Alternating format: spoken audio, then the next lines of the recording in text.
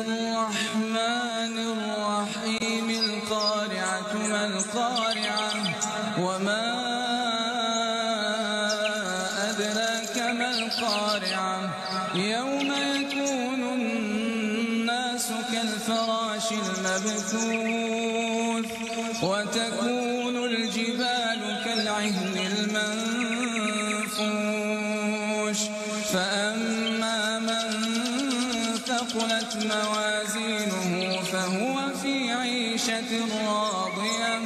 وأما من خفت موازينه فأمه هاوية